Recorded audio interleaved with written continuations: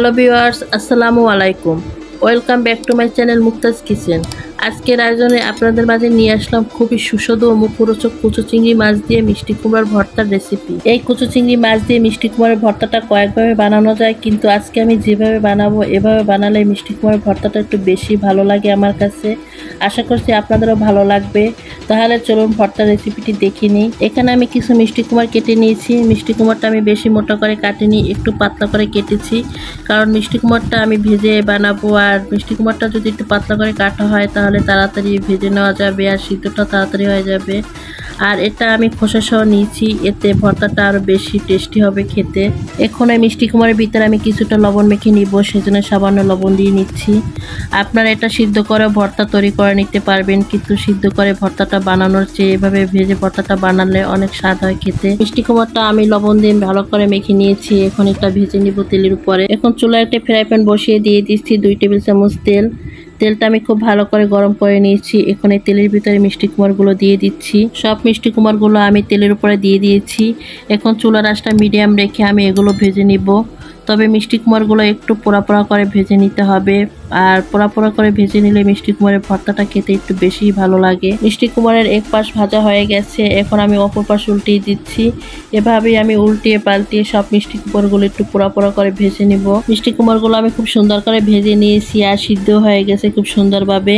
এখন এটা আমি তেল থেকে তুলে নিব। এভাবেই আমি বাকি মিষ্টি কুমড়াগুলো একইভাবে ভেজে নিব। এখন একই তেলের ভিতরে আমি আরো 2 টেবিল চামচ তেল দিয়ে দিচ্ছি। তেলটা গরম করে এর ভিতরে আমি দিয়ে দিচ্ছি প্রথমে 2টা পেঁয়াজ কুচি। এখন দিয়ে দিচ্ছি মাঝারি সাইজের একটা রসুন, আর রসুনগুলো আমি কোয়া খুলে তারপর দিয়ে দিচ্ছি। এখন দিচ্ছি আমি 3টা কাঁচামরিচ ঝালের জন্য। এখন দিচ্ছি আমি সামান্য লবণ। এখন দিয়ে দিচ্ছি হাফ কাপ কচু চিংড়ি মাছ। এখন সব কিছুকে মিডিয়াম আঁচে আমি নেড়ে ছেড়ে ভেজে নেব। তবে মিষ্টি কুমড়ার ভর্তাটা একটু ঝাল ঝাল খেতে ভালো লাগে, তাই আমি এর ভিতরে 3টা কাঁচামরিচ দিয়ে নিয়েছি। তবে আপনারা চাইলে সম্পূর্ণ কাঁচামরিচ দিয়ে ভর্তাটা বানিয়ে নিতে পারেন, আবার চাইলে সম্পূর্ণ শুকনো মরিচটা দিয়েও আপনারা এই ভর্তাটা বানিয়ে নিতে পারেন। তবে আমি শুকনো মরিচটা এখন ব্যবহার করব না, পরে ব্যবহার করব, তাই শুধু 3টা আমি কাঁচামরিচ দিয়ে নিচ্ছি। 3-4 মিনিট এগুলো আমি খুব ভালো করে নেড়ে ছেড়ে ভেজে নিয়েছি। এখন এগুলো আমি তেল থেকে তুলে নিচ্ছি। এবার এগুলোকে আমি শিলপাটায় মিহি করে বেটে নিব। শিলপাটায় ভর্তাটা বেটে তৈরি করলে খেতে কিন্তু খুবই দারুণ লাগে। আমি এগুলোকে শিলপাটায় খুব সুন্দর করে বেটে নিয়েছি। এই ভর্তাটাকে আরেকটু সুস্বাদু করার জন্য এখানে আমি একটা পাত্র নিয়েছি। পাত্র নিয়ে কয়েকটা আমি শুকনো মরিচ নিয়েছি, আর নিয়েছি এখানে আমি 2টা পেঁয়াজ কুচি। এখন এই মরিচের ভিতরে আমি সামান্য লবণ দিয়ে তারপর মরিচটা আমি গুঁড়ো করে নিব প্রথমে। এখন এই মরিচের সাথে পেঁয়াজ কুচি 2টা আমি ভালো করে মেখে নিব। পেঁয়াজটা আমি মরিচের সাথে খুব ভালো করে মেখে নিয়েছি। এখন এর ভিতরে দিয়ে দিচ্ছি আমি ধনিয়া পাতা। এই ধনিয়া পাতাটা দিয়েও আমি পেঁয়াজ আর মরিচের সাথে খুব ভালো করে মেখে নিচ্ছি। সব কিছু মাখানো হয়ে গেলে আগ থেকে বেটে নেওয়া কচু চিংড়ি মাছ আর মিষ্টি কুমড়াটা আমি দিয়ে নিচ্ছি।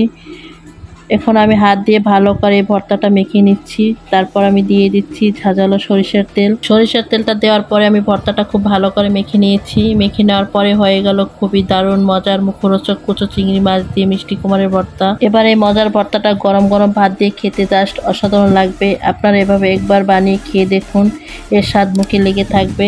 আশা করি বন্ধুরা আমার আজকের এই কচু চিংড়ি মাছ দিয়ে মিষ্টি কুমড়ার ভর্তার রেসিপিটা আপনাদের কাছে ভালো লেগেছে। যদি ভালো লেগে থাকে তাহলে অবশ্যই ভিডিওটিতে একটি লাইক কমেন্ট শেয়ার করে দিবেন। আর আমার চ্যানেলটি যদি সাবস্ক্রাইব করা না থাকেন অবশ্যই সাবস্ক্রাইব করে আমার পাশে থেকে যাবেন। পাশে থাকা বেল আইকনটা অন করে দিবেন, যাতে আমি এরকম নিত্য নতুন সহজ ও সুন্দর ভিডিও আপলোড দেওয়ার সাথে সাথে ভিডিওটি দেখার জন্য আপনাদের কাছে নোটিফিকেশন চলে যায়। আজকে এ পর্যন্তই। সবাই ভালো থাকবেন, সুস্থ থাকবেন, সবাই সবার জন্য দোয়া করবেন।